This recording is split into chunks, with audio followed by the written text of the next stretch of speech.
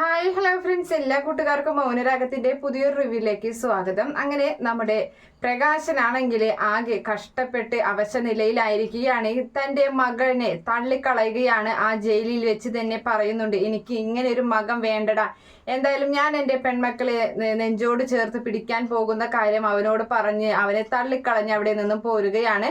അതിനുശേഷം ബാലണ്ണനെ കാണുന്നുണ്ട്. ബാലണ്ണനോട് പറയുന്നുണ്ട്, ഇത്രയും നാളും എൻ്റെ മോളെ ഞാൻ എപ്പോഴും ഞാൻ എൻ്റെ മോളെ ശപിക്കുകയും എൻ്റെ മോളെ ഞാൻ അകറ്റി നിർത്തുകയും ചെയ്തതാണ്. അതുകൊണ്ട് ഇനി അത് പാടില്ല. ഞാൻ എന്തായാലും അതിനുള്ള പ്രായശ്ചിത്തം ചെയ്യാൻ പോവുകയാണ് എന്ന് പറഞ്ഞിട്ട് അവൻ എന്തായാലും അമ്പലക്കുളത്തിൽ പോയി കുളിക്കുകയും അതുപോലെ തന്നെ ആ അമ്പലത്തിൽ അവൾക്ക് വേണ്ടി ശയനപ്രദക്ഷിണം ചെയ്യുകയും അവൻ ചെയ്ത പാപങ്ങളൊക്കെ പുറത്തു തരാൻ വേണ്ടി പ്രാർത്ഥിക്കുകയും അങ്ങനെ ഒരു നല്ലൊരു മാറ്റം തന്നെയാണ് പ്രകാശനിൽ ഉണ്ടാകുന്നത്. പക്ഷെ അത് പലരും വിശ്വസിക്കുന്നില്ല. ആ മാറ്റം ചിലപ്പോൾ ചതിക്കാൻ വേണ്ടിയാണ് എന്ന് പലരും സംശയിച്ചു പോകുന്ന ഭാഗമൊക്കെയാണ് എന്തായാലും പ്രൊമോ ആയിട്ട് വന്നിട്ടുള്ളത്. Okay friends, bye, thank U.